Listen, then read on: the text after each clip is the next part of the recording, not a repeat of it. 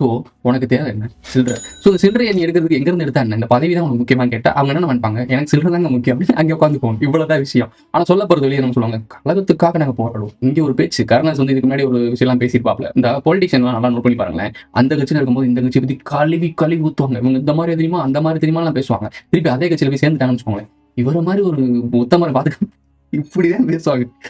கண்ணு முன்னாடியே அரங்கேறக்கூடிய நாடகத்தை தான் நீங்க அரசியல் நினைச்சு நம்பிக்கிட்டு 5 வருஷத்துக்கு ஒரு தடவை போய் குத்திக்கிட்டு இருக்கீங்க. ஒண்ணு இங்கிட்டு போடுறீங்க இல்ல அங்கிட்டு போடுறீங்க, எங்கிட்ட போடுறீங்க, உங்களுக்கு தெரியல போட்டாய். கொஞ்சம் யோசிங்க மக்களே. உன்னோட கேட்கறது வந்து சிந்திங்க. நான் இப்போ இந்த பாலிடிக்ஸ்க்கோ இந்த அரசாங்க கட்டமைப்புக்கோ நம்ம எதிரெல்லாம் பேசல. இதெல்லாம் ஒரு நல்ல ஒரு விஷயம் தான். ஏன்னா கட்டுப்பாடுகள் இல்லைன்னு வச்சுக்கோங்களேன், தலைமை இல்லைன்னு வச்சுக்கோங்களேன், என்னைக்குமே அந்த கூட்டம் சிதறி போயிடும்.